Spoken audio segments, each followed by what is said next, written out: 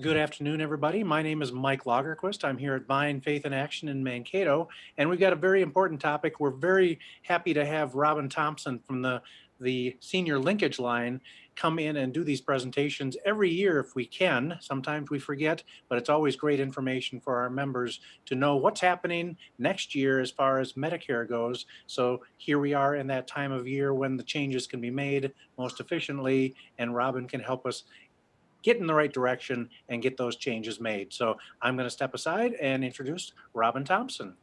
Thank you so much, Mike. It's exciting to be here. And yes, I enjoy, I used to work for Vine many, many years ago, probably about 20 years ago. So I just really enjoy being able to present to your group.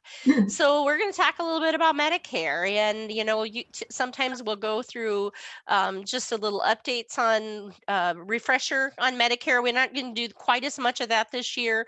One thing that I do want to let you know that in the last few days, we've seen that the Plan Finder tool, which is the tool we use on Medicare.gov, and you can use yourself by going to www.medicare.gov, we're seeing some pretty large price discrepancies from day to day. So I know that CMS is working on that. You may want to, if you're going to do your own research, wait for a few days while they continue to work on that. So it's been a little bit of a struggle for us, but we're just going to do a little refresher about the senior linkage line. So remember that is a toll-free 800 number that you can call. We do a lot of work with consumers during this part of the year. It's 800-333-2433. We work Monday through Friday, 8 to 4:30. If you're in the queue on hold by 4:30, we're going to stay on and serve you. So we're keeping people after hours to be able to finish cleaning up that queue at 4:30. Probably the best time to call is early in the morning or later in the afternoon. Kind of stay away from that 10 to 2 time because that tends to be a little bit busier. What we do is provide free, neutral, objective information. So we don't sell anything. We're not going to recommend a particular product. We're just going to be there to help you to see, based on your needs, your medications, your pharmacy, your Medicare medical providers, what are some of the options that would be best for you? And everybody's going to be a little bit different. It's a very personal decision based on lots of different things. So don't hesitate to give us a call. Now, this year, things are a little bit different. As you know, we're doing this virtually. We're not doing any in-person assistance this year and may not until sometime next spring. We'll just have to wait and see what the state says. But so all of the work that we're doing is over the phone. After, the pandemic, we'll certainly return to that in-person assistance. You can also chat someone. Now, you can go to the Senior Linkage Line website, or you can go to minnesotahelp.info, and you'll find a chat feature where you can chat one of my staff. One of the things to note, it's really hard to do your research that way, but if you just have a simple question, that's a really easy way to do it, and you can get in pretty quickly. So we've got lots of print materials that we can send to you. We have a planning ahead guide that's really helpful if you're looking towards the future and wanting to know things about wills and power of attorneys and, how do you finance long-term care. We also have a newer guide that I did last year called Medicare 101. And that's really a smaller booklet for people who are new to Medicare and just kind of want the down and dirty information. Now, healthcare choices, that's a publication that is published annually, and both myself and one of my colleagues here at MINRA write that publication every year. It is online. You can go to mnhealthcarechoices.com and you'll be able to scroll through that book. Now, you can also go on that site and click on a button and order a copy, or you can call the Senior Linkage Line and ask for a copy to be mailed to you. I will tell you the best way to view it is online, because as information changes and becomes updated, I'm going to always update that online version, but obviously we're not going to update the print version. So just keep that in mind. We've got rack cards, and then we also have magnets, refrigerator magnets. So don't hesitate to let us know what you need and we'll get that sent out to you. Here's the new Senior Linkage Line website. You can go on that website. Lots of good information and links to things, and also a link to the Healthcare Choices book as well. Now, this year, the state is doing something, kind of resurrecting something that we had years ago. And some of you might remember we had a Minnesota Medicare email update list that comes. So it's an email that could come to you once a week during open enrollment, just to kind of let you know what's happening, what the news is. And so if that's something you're interested, go ahead and go online and sign up for those emails.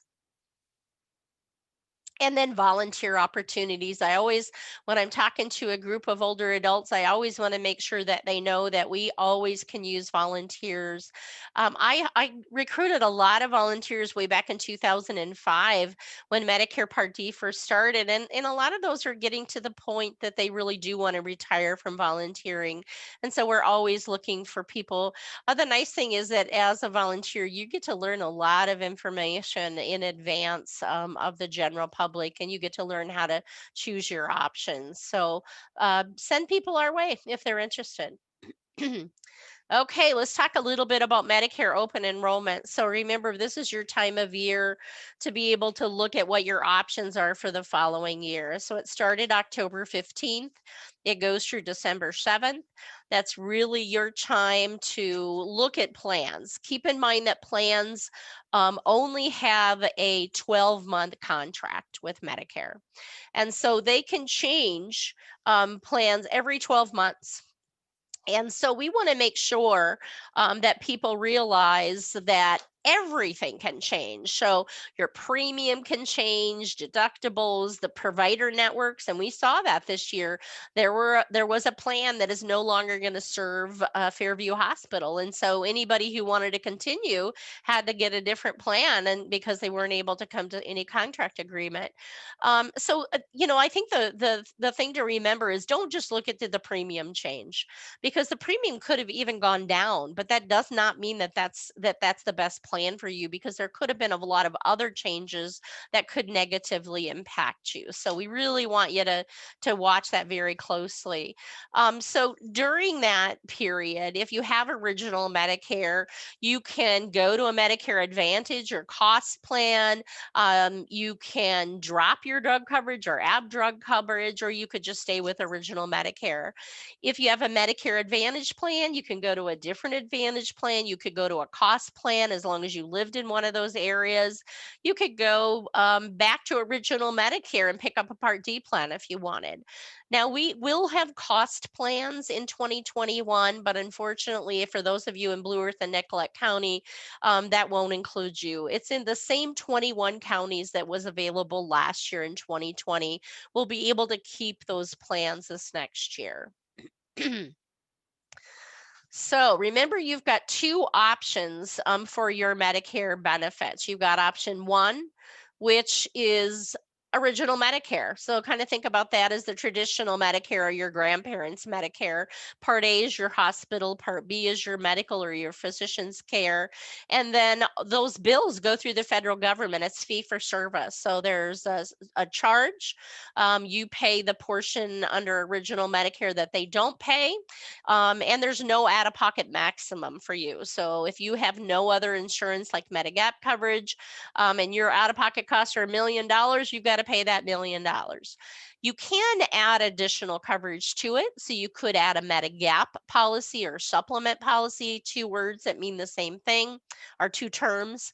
And that's really going to be there to help pay those the out-of-pocket costs that original Medicare doesn't. And then Part D, you can add a Medicare Part D policy to that. And that policy is there to help pay for your outpatient prescription medications. So you can have A, you can have B, you can have both, and then you can add additional coverage. Now, your second option is to get your Medicare benefits through a Medicare health plan. And that in Minnesota, you could get that through an Advantage plan, which is Part C, or a cost plan if you lived in one of those 21 counties. Now in Blue Earth and Nicollet County, the only option you have is a Medicare Advantage plan for health plans. So that means that you could, instead of going with option 1 through the federal government, you can get your Medicare Part A, Part B, and generally your Part D benefits through a private company that has a contract with Medicare to be your Medicare provider. They're going to administer your Medicare benefits. They become the only payer of Medicare.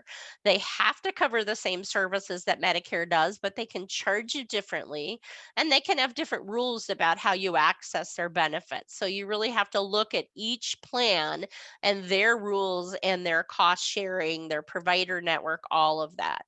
Now, typically those plans do offer additional benefits. You may get some hearing, dental, and vision benefits. And I'll talk a little bit later about some additional supplemental benefits that you're going to start to see as well. And then typically with an Advantage plan, that includes your drug coverage. There's really only a very few exceptions where you can add a Part D plan to it. And most all of the time, 99% of the time right now in the plans that we have, you have to get your drug coverage through the plan. If you get a plan without drug coverage, you can't add drug coverage to it. And so that's really only going to be beneficial for people who have, let's say, VA drug coverage and they don't need, or some other type of drug coverage, and they don't need to have Part D.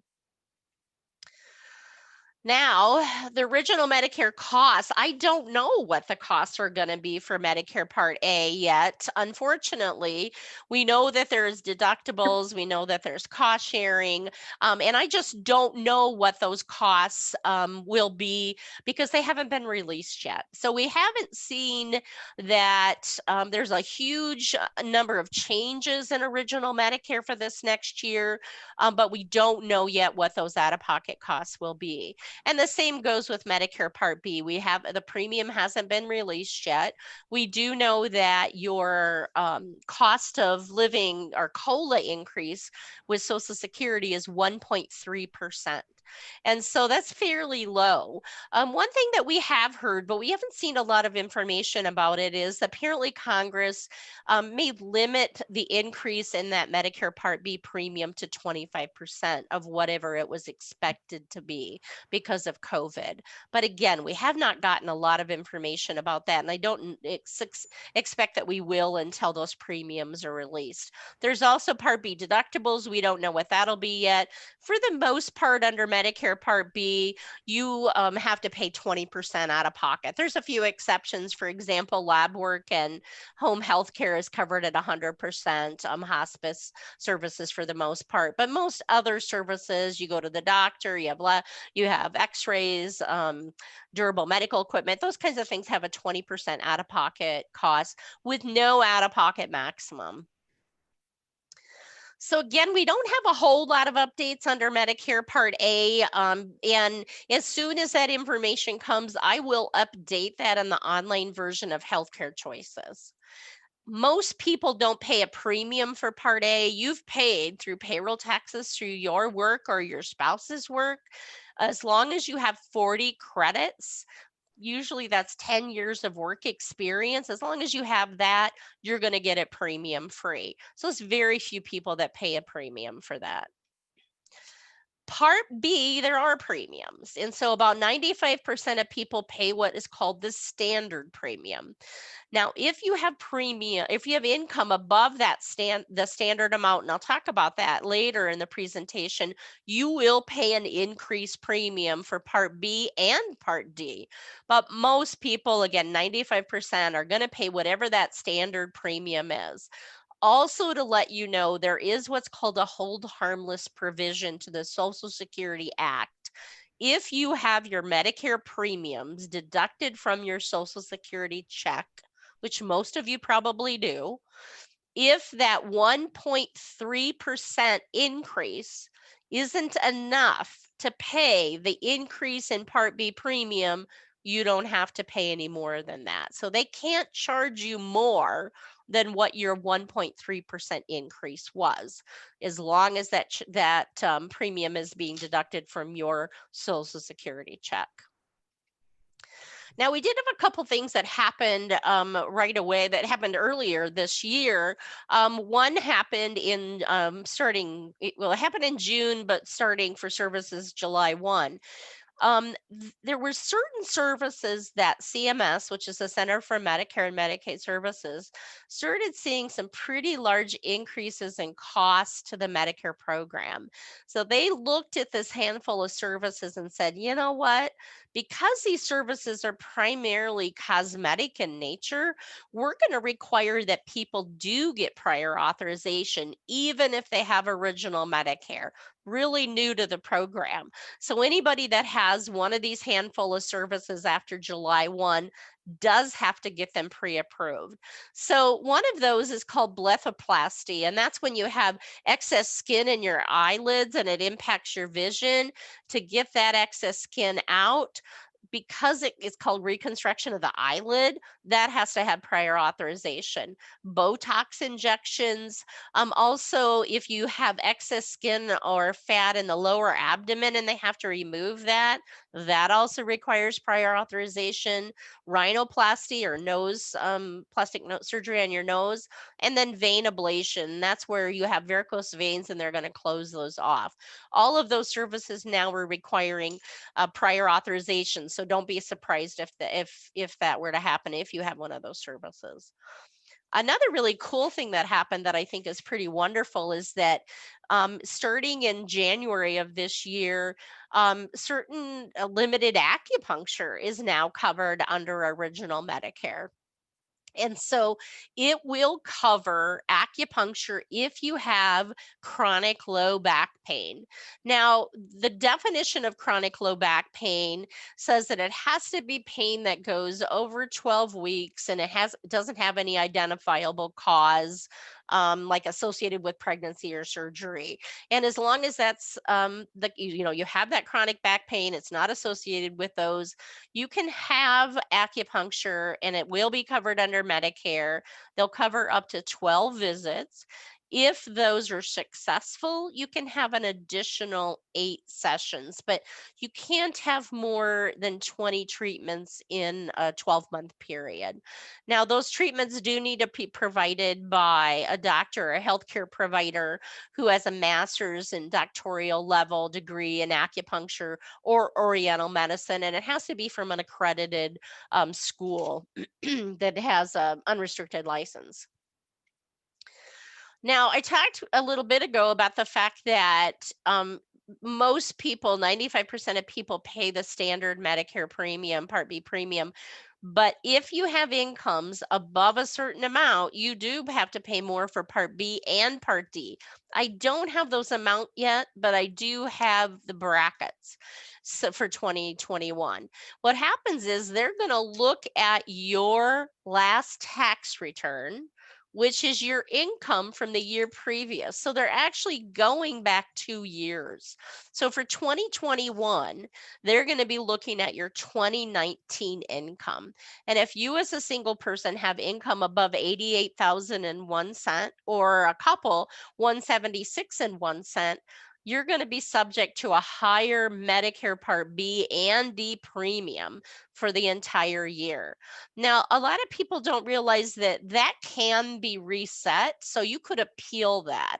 If there was a life-changing event, let's say that you had a spouse that died, or you remarried, or you became retired and you're no longer making that income, then there's a form that you can fill out through Social Security. They'll reevaluate that and then reset that for the rest of the year. If not, it'll be reevaluated every year looking at your tax return for the previous year. Any questions that we have, Mike, so far? Nope, Okay. I did You put them. guys can either just ask a question when we get to these little chat checks. You can shout them out if you unmute yourself and shout them out, or you can chat them into the chat box, whichever you'd prefer.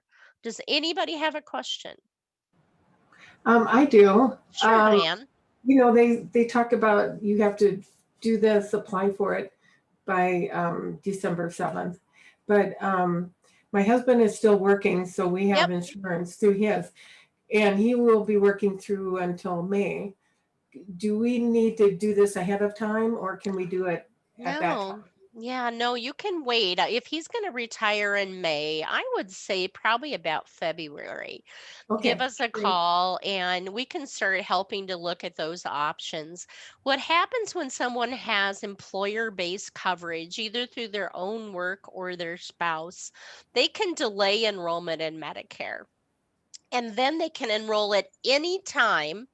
And you want to do for him, if is he past age 65, you said? Yeah. Yeah, you want to do it about 3 or 4 months before. And part of Okay. the reason is you're going to have your employer or his employer fill out a form that Mhm. says, yes, he was eligible to delay because he's been working. And then Okay. Social Security sees that form and it triggers a special enrollment period. And then he'll have up to 8 months following the end of the work or the end of the insurance, whichever is first. Now, you're not Okay. going to wait 8 months, right? You're going to do that about 3 or 4 months before so that it starts right away when he wants his coverage to begin. And Okay. those are the kinds of things we can help with. So you can certainly call, I would say January, February, March, around there where you're getting ready to look at, and we'll help you. Wonderful. Thank you. Any other questions? On the income level, is that the adjusted taxable income or the actual income? When you're talking about, if I go back to this screen right here, this is the modified adjusted gross income. So they do actually add back in some income to that. Okay. And where it can be kind of a negative, where we see it in Minnesota, let's say I'm a farmer and I've sold land. That can kind of hyperinflate your income and you can't reset that. And so it's always good if you own property or land that's not homesteaded to really work with your tax advisor, because this can be huge. If you're at the very top level, and that could happen to you if you were selling land in a year, you might have to pay over an additional $300 and some a month on your Medicare Part B. A huge impact for people. And what if the following year drops below that, then do they? They're going to reset it. Yep, they'll reset it. But if you can look at it in advance and kind of look at how am I going to sell that land if it's land. But if somebody's retired and they're no longer making that income, then they definitely want to go to Social Security and say, hey, maybe that may have looked like I'm making that much, but that things have changed for me. Okay, thanks. Anything else? Okay. Now let's talk about Medicare Part D. Now, we do know what the changes in Medicare Part D will be for next year as far as the costs. We have 28 different standalone Part D plans. And then most of the Advantage plans and cost plans have a Part D that is included in the benefit. The Part D plans, the standalone plans, they range from a low of $7.30, which is very low this year, to over $100. You really want to make sure that somebody does your research using the Plan Finder tool, because there's really no way to determine what of those 28 plans, which is the best one. And you should do this research every single year. Don't just look at the premium. Very, very short-sighted. You can lose a lot of money. And then we do also know that the national base premium is $33.06. And the reason that amount is important is because if you did not have creditable drug coverage when you turn 65, for every month you go without creditable drug coverage, and creditable means it's drug coverage that's considered as good or better than Part D. And so, Diane, that would be one thing your husband wants to check to make sure, is the employer-based coverage creditable? It probably is, but you always want to check that. If it wasn't, then you have to pay 1% for every month. Let's say you went 2 years, and that's 24 months. I'd have to pay an additional 24% of that 3306 on top of whatever plan I chose. And that national base premium changes every year. So the penalty for you would change every year. So even if someone takes no medications, we encourage them to take a Part D plan to protect themselves from the penalty, even if it's one of the lower price plans. But you make sure that it works at your pharmacy. You don't, in case you do go on medications, even an antibiotic during the year, you want to make sure you can use that plan where you live. Now, Medicare Part D has phases. So it has a deductible phase, it has an initial coverage phase, it has a coverage gap, or we used to call that the donut hole, and then a catastrophic benefit. Now, we're going to start by looking at a standard benefit. Now, keep in mind, when Medicare Part D first started way back in 06, you saw a lot of standard benefits. And now over the years, we see very few standard benefits. Most of them are enhanced plans. So what a standard benefit is, it's kind of a benchmark or a line in the sand that Medicare draws and says, okay, if you're going to have a plan, it has to be at least as good as this. Here's what the standard benefit. It could be better than that, and then so it could be an enhanced plan, but it has to be at least as good as this. So if it's a standard benefit, it can have a deductible. It just can't be above $445. If you're in the deductible, you may pay full price for your medications. Depends upon the plan. Depends also on the medication, because sometimes we've seen plans over the years, even during the deductible, certain medications you might get for free or at a reduced cost. Once the deductible is, once you're through that, then you're into some cost sharing or that first initial coverage phase. And you're going to pay up to 25% of the drug cost for the most part. And again, this is under a standard benefit. If it's an enhanced plan, it can vary pretty significantly. They give them a lot of leeway as long as it works out over time to be at least as good as that standard benefit. So I might pay less than 25%, which is pretty typical. Then once my drug costs reach $4,130, that's what I've paid and what the plan has paid together. Then I'm into that coverage gap or donut hole. Now you'll hear that the donut hole closed. And it did close, but it's still there. They still use it to calculate when you get to the catastrophic benefit. But your costs aren't going to go above 25%. So what you might see is in the Navy, which is the deductible, your costs will be higher. You get into that initial coverage phase, often they'll be below 25%.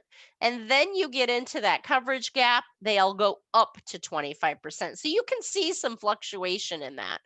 Now, once your total out-of-pocket costs reach $6,550, now they don't use everything when they're calculating that. They take into account what you paid. They take into account if anybody paid on your behalf. Let's say you were eligible for extra help through Social Security. And you're also getting a discount during that coverage gap on brand name drugs from the pharmaceutical companies. That's paid on your behalf gets counted. Of that $6,550, $5,184 is out of your pocket. Once you get to that catastrophic benefit, your costs are going to go down to copays or 5% of the cost, whichever is higher. And you'll stay there then for the rest of the year, calendar year. Now, there are subsidies through Social Security. So we always want to make sure that people look at, am I eligible to get some help in paying for my Part D? Social Security administers the benefit. You can go onto the Social Security website, ssa.gov. You can apply for extra help. It's very easy. Maybe takes 10 minutes. You don't have to send in any proofs. They look at everything behind the scenes, and then they're typically going to get back to you within 2 weeks, letting you know if you're eligible. And it can really help to reduce your costs. There's a partial subsidy for people with higher incomes, and then there's a full subsidy. But let's talk about the partial subsidy too. First, if you're single and your income is at or below $1,615 a month, and your assets are at or below $14,610. Or if you're a couple, it goes for income of $2,175 and assets of $29,160. If you're even close to that, you should apply for the extra help. The worst that can happen is they say you're not eligible. And then depending on your income, you're going to get a letter back that tells you what subsidy you got. If it was a partial subsidy, it'll be a percentage, 25, 50, 75, or 100%. And really what that subsidy percentage does, it's a percentage off the premium, not off the copays. The copays are going to stay the same at 15% or less till you get to that catastrophic benefit, no matter whether you get a 25 or 100% subsidy. So the percentage of the subsidy only determines the premium. Now there's also a full extra help subsidy. Some people are automatically eligible for this. They don't have to apply for it. So if a person's on medical assistance or they have medical assistance with a spend down, if they're disabled and they have medical assistance for employed persons with disabilities, if they're on a Medicare savings program with the county or SSI, any of those programs, will automatically give them a full subsidy and they don't even have to apply for it. So they will pay no premium as long as they choose one of 7 different plans. They can buy any plan, but they will have to pay a little premium if they don't choose one of these benchmark 0 premium plans. But there's no deductible. There's no coverage gap, so they'll pay small copays that are going to vary depending on whether their income is at or below the federal poverty level of 100%. And then when they get the catastrophic benefit, they pay no copays. Now, one thing to note about this is if I'm on medical assistance and I'm in a nursing home, or I'm on a waivered program and I'm getting help from the county at home, I don't pay any copays for my medications if I have this. So it's a really good deal. And people can call us and we'll help figure out which of the plans is the best for them. Here are those 0 premium plans that I talked about. So if I get a full subsidy and I don't want to pay anything for the premium, as long as I choose one of these 7 plans, I can get it and I won't have to pay anything for it. Questions? Anybody think of anything?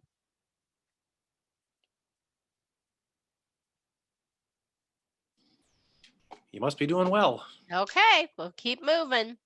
Now, there's a couple programs that I wanted to talk about that are there to help people with diabetes. It kind of surprised me. I mean, I knew a lot of older adults and people on Medicare had diabetes, but I didn't realize to the extent. It's 3.3 million people. 1 in every 3 Medicare beneficiaries has diabetes. And so CMS, the Centers for Medicare and Medicaid Services, recognizes that if I'm a diabetic and I'm not able to afford my insulin, or I can't take it at all, or I ration it, it's going to really affect my health and then ultimately the costs for my health care. And so they started this program that will start January 1, and it's called the Senior Savings Model. Plans could opt in to be a Senior Savings Model participant. Now, the only way for you to figure out if your plan or a plan you're going to enroll in is either call the plan and ask, or if you're using the Medicare website, if you go to the sort feature, there'll be a little box that you can check saying, I want to see the plans that are Senior Savings Model plans. It's a very good deal for you typically if you can choose one of these plans. It's going to depend on the combination of medicines that you use, though. You still will look at the plan and sort by cost. But if you're on one of these plans, you'll be able to get a 30-day supply of insulin for $35 or less. So that's a big cost savings to people. They estimate that it'll save people just short of $500 a year. Now, Minnesota also has a program that started just not that long ago called the Minnesota Insulin Safety Net Program, and it's divided up into two sub-programs. The first is the Urgent Need Program, and the second is the Continuing Need Program. Now, the Urgent Need Program is not available to Medicare beneficiaries, but I still wanted to tell you about it in case you have family members who have diabetes and they're not on Medicare. If I have an urgent need for insulin, I have less than a 7-day supply of insulin, I have a current prescription, and I can show that I'd have to pay more than $75 to buy it, you can go to a pharmacy and be able to fill that and be eligible. There's a form you'd fill out, and they'll give it to you point of sale right at the pharmacy. Then there's a continuing need program, and they do look at income for this. You have to have income at or below 400% of the federal poverty level. You can't be eligible for other federal health insurance like TRICARE for Life, for example. And you can get on this if you have Part D. So if you can show that you've spent over $1,000 on your insulin for the year, you could apply for this program as long as you met the other criteria. With the Urgent Need Program, you would get a one-time emergency supply for $35, a 30-day supply. Under the Continuing Need Program, and again, this is the one for Medicare beneficiaries also, if you're eligible for a full year, for a full 12 months, and you would pay not more than $50 for a 90-day supply. Pretty good deal. And so we really want people to know about that, because let's say you're not on a senior savings model plan, but even this is cheaper than that, isn't it? Because at $35 times 3 is still more than $50 for a 90-day supply. Now, with Medicare and coronavirus, we did see some changes. CMS really did look at how can they help so that Medicare beneficiaries can get the care that they need in the least restrictive way. And so several of the changes that they made, they will cover COVID testing, no matter how often you need to get the test. They'll also cover FDA-approved antibody tests, but you do have to be able to show that you either were diagnosed with COVID or suspect you were, and then it would be covered by Medicare. It'll also cover medically necessary hospitalizations. And then if you're someone who needs skilled care in a nursing home, they may allow you to waive that 3-day qualifying hospital stay if you can show that you were affected by the pandemic. They'll also are letting Medicare Part D and Medicare Advantage plans waive or relax those restrictions like prior authorization so that you can get your medication in a more timely way. So they really are working on trying to make things easier for you to access healthcare and medications during this during COVID times. Any other questions? And just to remind, Okay. I have muted everybody, so if you are trying to ask questions, Yep. you'll have to unmute And first. even just if I can see you, you can raise your hand and then I'll know that you have a question too. So, okay, now health plan updates. So again, in Minnesota, we have, this is option 2 that I talked about a little bit ago. We have 2 different ways to get your Medicare. Option 2 is getting your Medicare benefits through a Medicare health plan. And we have 2 choices. Now, again, in Blue Earth and Nicollet County, you can only go on a Medicare Advantage plan. That's called Part C. It's when you're getting your Medicare Part A, B, and typically your D benefits through a private company. And that company has a contract with Medicare for 12 months to be your Medicare. They have to provide the same benefits that you could get under original Medicare, but they can charge you differently and they can have different rules about how you get benefits. So you may pay less, you may pay more, you may have to get services pre-approved or a referral to see a specialist. You really, though, have to talk with each plan is different. You want to look at, are my providers within the network? Can I go to the nursing home I want to go to or the pharmacy that I want to use? And you really, if you travel a lot, what are the travel benefits like? Is this going to be a hassle? What am I going to pay? So it is Medicare managed care. There's some things that you need to do, But some of the advantages that you're going to have is that you can get additional benefits. And so you can get things like hearing, dental, and vision. You can get some wellness benefits, like possibly a gym or towards your Vine membership, depending on the plan. So those are can be really popular for people who like those extra benefits and that flexibility. Premiums are going to range considerably. We have quite a number of zero premium plans this year. Keep in mind, the lower the premium, the higher your out-of-pocket costs will be. The higher the premium, the lower they'll be. So you really have to look at how much do you use healthcare. And the more you use, then you may want to get a more comprehensive plan so that you can keep those out-of-pocket costs lower. We have 6 different types of Medicare Advantage plans, and for time's sake, I'm not going to go through each of those, but I do want to point out we have a couple new special needs plans, and those are for people who have special considerations.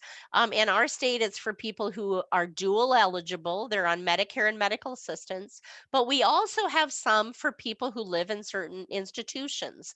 So there's a few plans for people who live in nursing homes and a few for people who live in assisted living facilities. And they're really geared, the care is geared towards people in those settings. We also have 2 Medicare medical savings accounts. We had these way back in 06, then they went away for a lot of years. And then last year we had a new one. It's through a company called Lasso. And what it is, it's a high deductible Medicare Advantage plan. And they contribute in a health savings, a Medicare savings account for you to use that money to help pay towards the deductible. But there's a large deductible. And once the deductible is met for the year, they would pay 100% for your care after that. Premiums tend to be pretty low. So if those are anything that interests you, you can call us. We can go through that.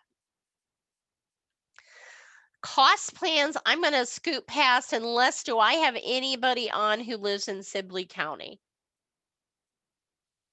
Be the closest one that we have here. Okay, if you're in Blue Earth and Nicollet counties, Waseca County, you don't have cost plans, so there's no reason to tell you all about it because it might make you mad that you don't have that option. Now, one really great thing that's happening is that up until this next year, if you had end-stage renal disease, you could not enroll in an Advantage plan. That was the only population of people that could be denied based on their health. And that was a question that they asked. Do you have end-stage renal disease? And if you said yes, they wouldn't take you. That is changing. And in 2021, even people with end-stage renal disease, so that would be someone with kidney disease who either needs a transplant or they're on dialysis, now you can enroll in an Advantage plan. If you need a transplant and need to have a new organ, so that procurement of the organ will be paid for by original Medicare, even if you're on an Advantage plan. Now, I gave you a little bit of clue about this earlier under Advantage plans. So we know they offer things like dental, hearing, vision, some wellness benefits. And then last year, we started seeing that they would offer additional health-related benefits. For example, transportation to the doctor would be an example for people with chronic illnesses. That has been expanded, both what the definition of being chronically ill is, they're giving plans a lot more flexibility, and now they're saying you can offer benefits that are non-medical as long as you can relate it back to the fact that it may improve the person's health. So that might be things like home delivered meals, transportation for non-medical, like to the grocery store, pest control. So if you have a problem with roaches or mice and it's affecting your health, they may be able to pay for pest control treatments in your home. Let's say that you have no air conditioning and you have asthma. They may be able to pay for you to have an air conditioner and so forth. So lots of different types of non-medical benefits now an Advantage plan could pay for if somebody meets the definition of a chronic illness. And that was going to be things like diabetes, heart disease, CHF, chronic obstructive disorder. I can't think of what the term is. And again, they can be pretty flexible about that. The problem is if you're enrolling in a plan, you can't really find out what those benefits are or whether you'd be eligible until you get on the plan. So then if you're on an Advantage plan or you go on to a new one and you feel like you have a chronic illness and there would be some services that aren't medical, such as the ones we've talked about, and you feel like that would really be helpful for me, it would improve my health, you should contact the company and ask, is this something you would pay for? You can always call us and we'll help you to make that call, help advocate for you.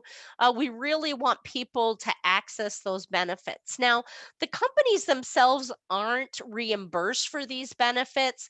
What the company, though, is banking on is that it will improve your health care, which would ultimately then reduce their costs because you're not going to the doctor as often. So pretty interesting. We'll see. We haven't seen much information from the plans on who will be participating. So it'll be interesting to see what happens. Now, I don't know how many of you have heard of something called step therapy. Step therapy is typically has been with Medicare Part D medications. And it's when you're taking a medication that's subject to that, they can say, well, yes, we cover this drug, but we require step therapy. We want to make sure, and typically it's more expensive drugs. We want to make sure that you've tried a lower price drug first and it didn't work before we'll pay for it. And if you haven't, they're going to make you try them and see if it's not effective, then they may pay for the more expensive drugs. We're also going to see now that Medicare Advantage plans are going to be allowed to do the same thing with medications covered under Medicare Part B, as in boy. So there are some medications that Part B covers.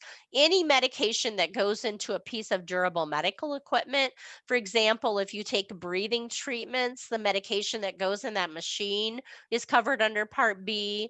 Some antigens, some injectable or infused drugs. If you've had an organ transplant, those immunosuppressant drugs that you take so you don't reject the organ, those are all covered under Medicare Part B. And now companies can require that you try less expensive options before they'll pay for that more expensive option.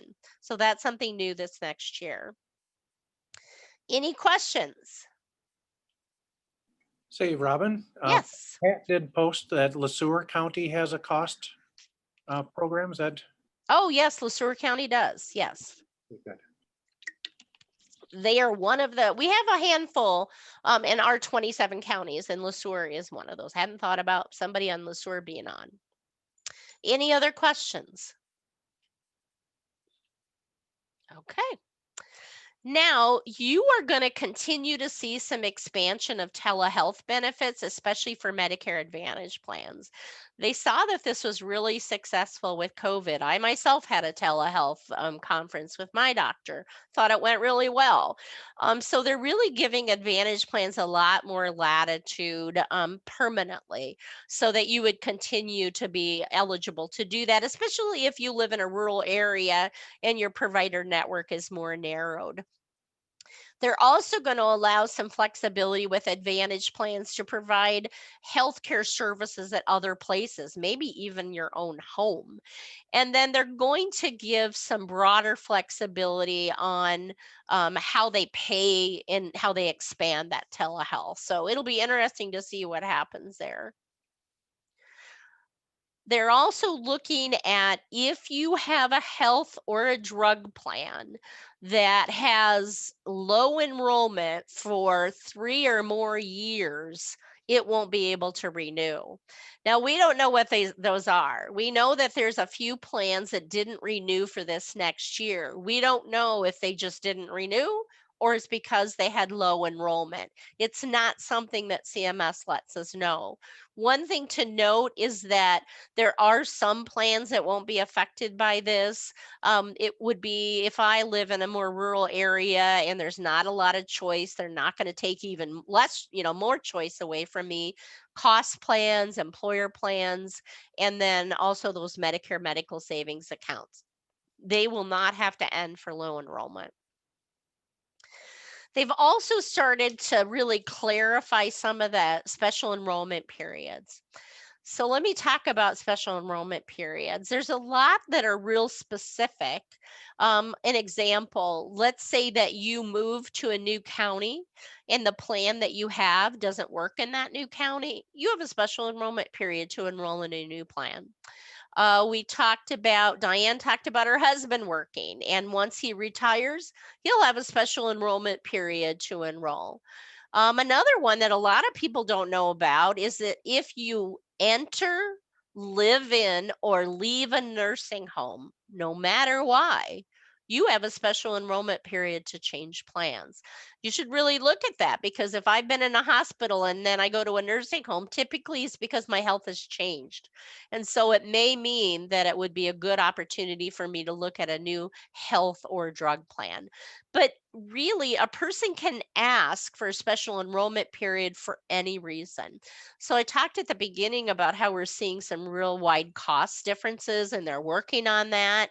We save all that research and upload it to somebody's file, so that if then January 1 comes and they go to the pharmacy and there's huge discrepancies between what they thought their costs were going to be and what they are now, we would help them to apply for a special enrollment.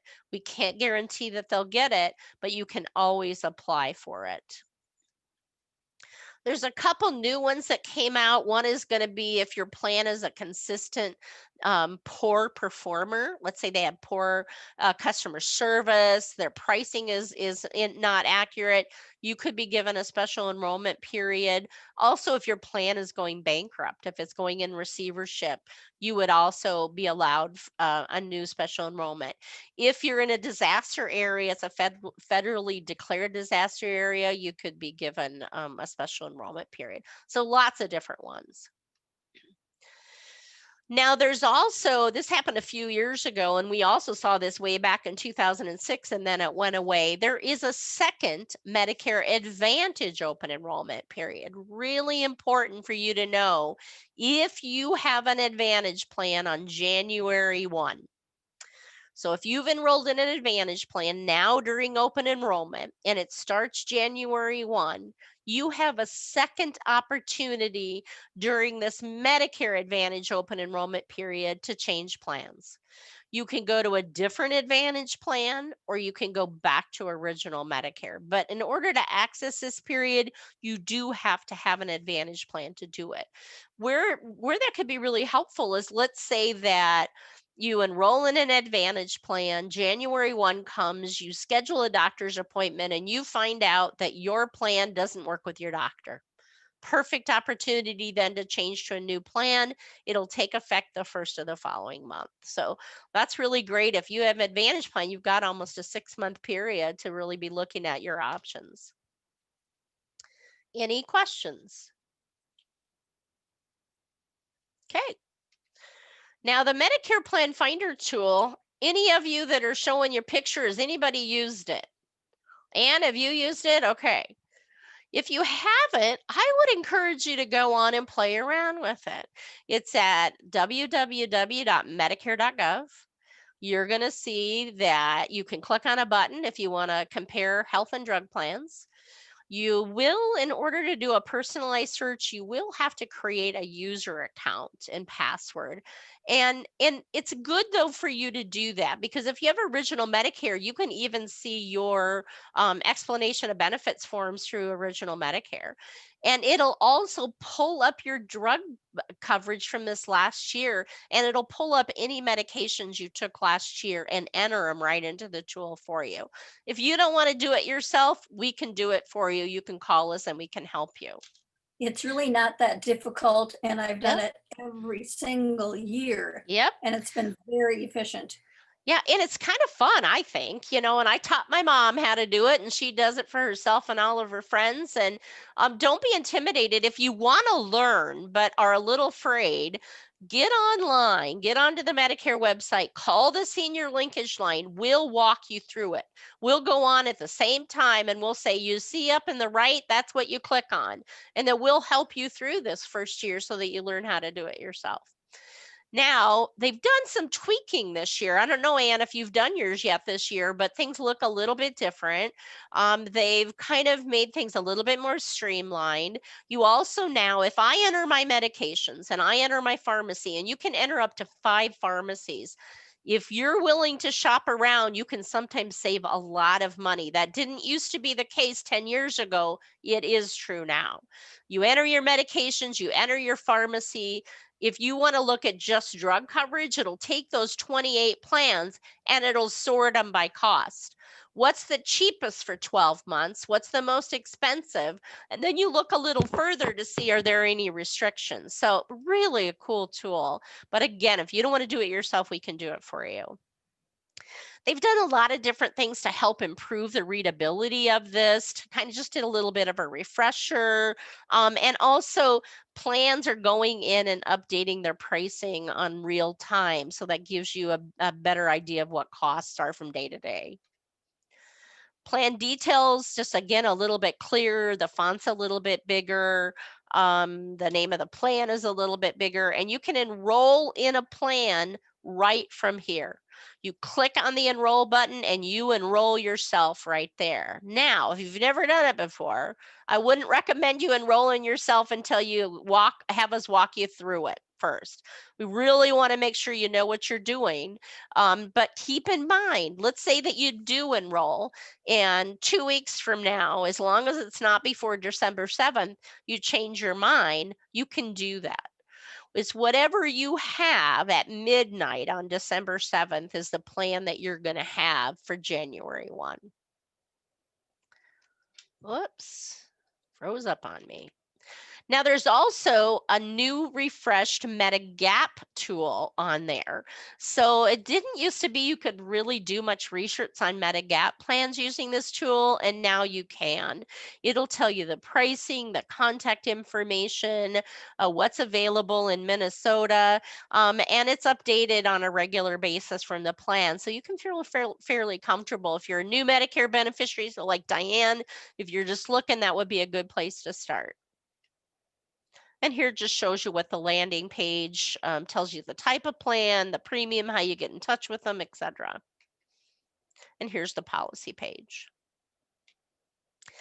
Now we want to make sure that we talk a little bit about fraud. You know, anytime there's a change, or certainly with COVID and certainly with Medicare open enrollment, you see increased fraud. I don't know how many of you saw the Mankato Free Press did an article that they quoted me on this last week, because they just happened to call me. Our executive director was out, and just that very day we had 2 people in our service area who were victims of fraud.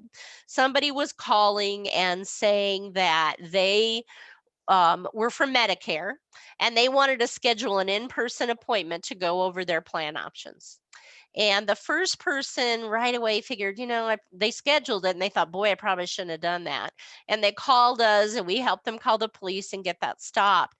The second one did let the person in, and we don't know if it was the same person, and figured out pretty quickly that it was a salesman trying to sell them a product. And that's illegal for them to do. You're not allowed to do it like that. And so we were able to get that stopped. He gave the business card.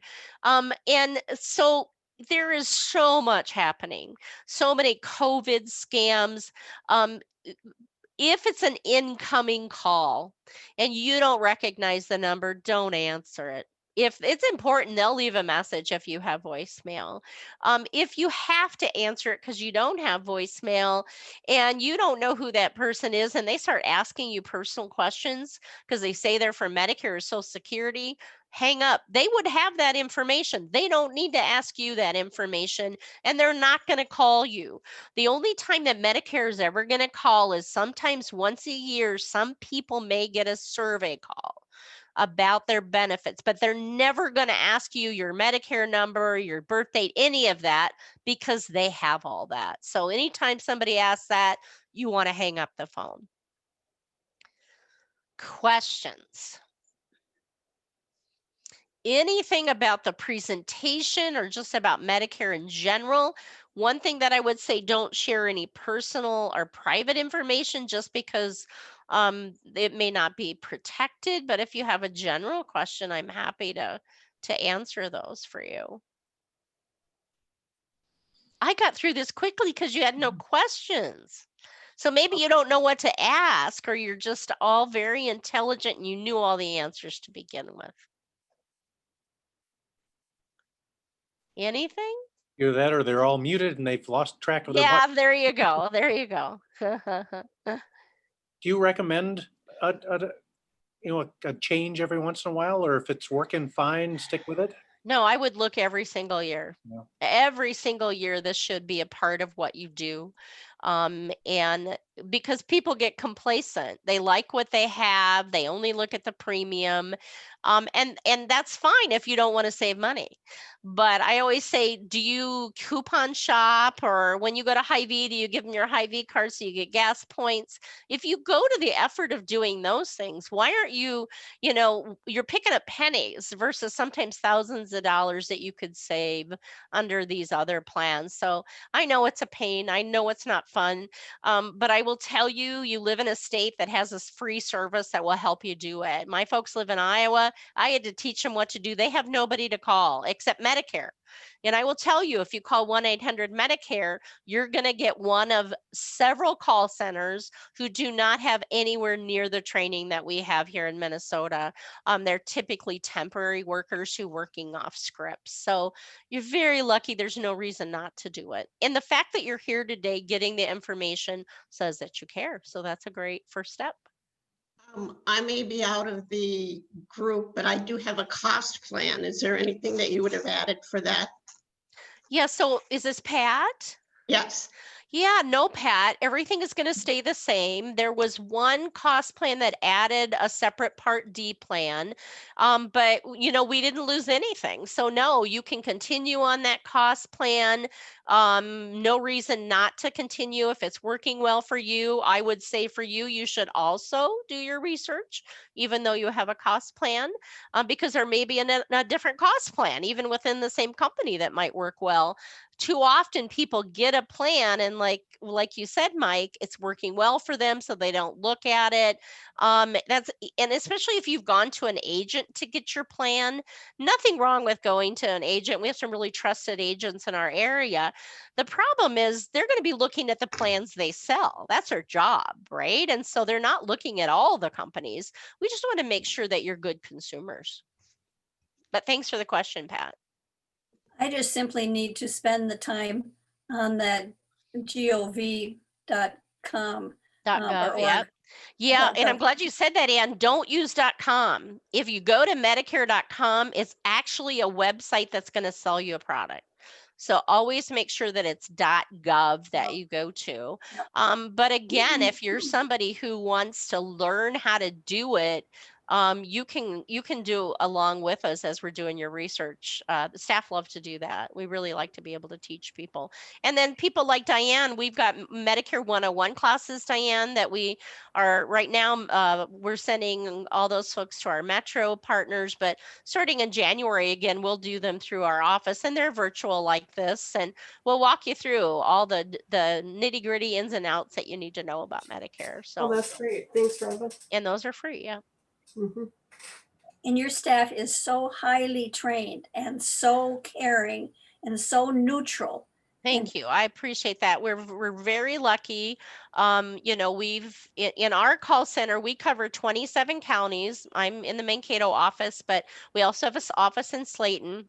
You could get somebody from around the state, but we have a lot of staff who've been around a lot of years and really do know what they're doing. Most of them are social workers, so they're not salespeople.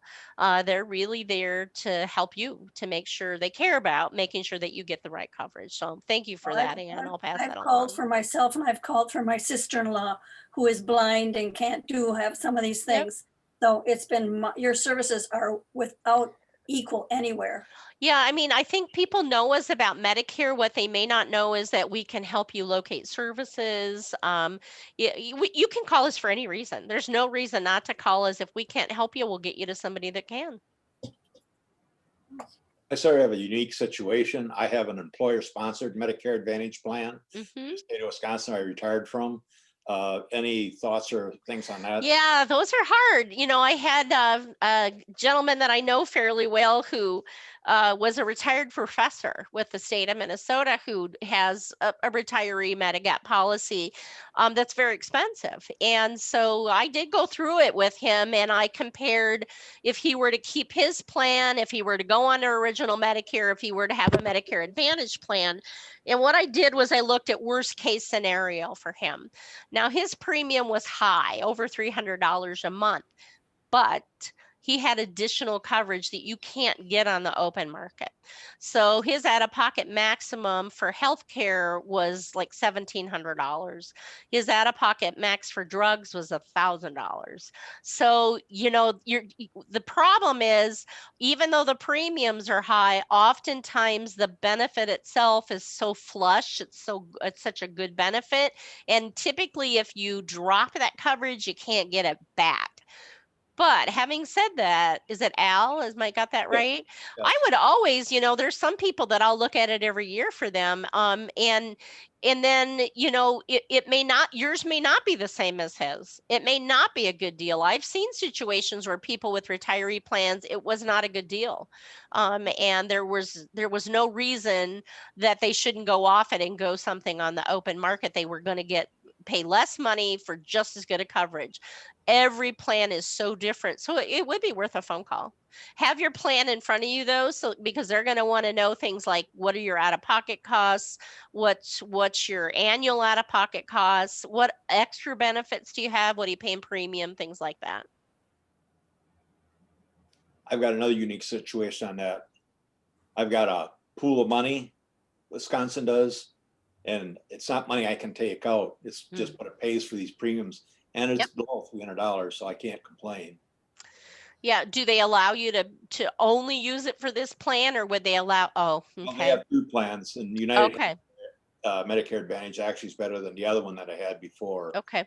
But yeah, Okay. yeah, I can't take that money and use it. Okay. Yeah. So you may be somebody depending on the benefit, but that would be something you'd want to tell the specialist when you call. You know, another thing that I thought of for you, Diane, is that, you know, one thing to think about with new, if you're over 65 and you're eligible for Medicare and you're continuing to work, you also have to look at, are you contributing to a health savings account? Because typically somebody over 65 who's working and has employer coverage should enroll in Medicare Part A because it's premium free, you get some extra insurance. However, if you are contributing to a health savings account or your employer is, or both, you can't enroll in even Part A. So you don't have to tell me, Diane, but that would be something you might want to call the linkage line. You know, if he isn't contributing to an HSA, he should enroll in Part A at age 65. If he is, call the linkage line and they can kind of walk you through that. Yeah, I think because he works at MSU, so Yep. Okay. he's a professor and he's Okay. contributing. Work with some of them all the time. So Good. anything else? I'll be calling you. Well, good luck during open enrollment. Enjoy the beautiful weather. I tell you, I went out, took my dog out at lunch with no socks on. Just walked out barefoot. I couldn't believe it. So it was wonderful. So Yeah. great to see some familiar faces. Just call the linkage line if you need help. That's what we're there for. And folks, if you'd like, what I will do is, I know it's on the PowerPoint, but I will include the linkage line phone number with a link to the video of this presentation. So if you missed something, or if you have questions about whether you heard something correctly or not, you can listen to it again and maybe make notes on the PowerPoint, or if nothing else, get in touch with the linkage line and they'll be able to answer all your questions more completely. That's right. Well, thank you, everybody. Y'all have a great day. Well, thank you. Thank you. Thanks, You're folks. welcome. Bye-bye. Bye. For you.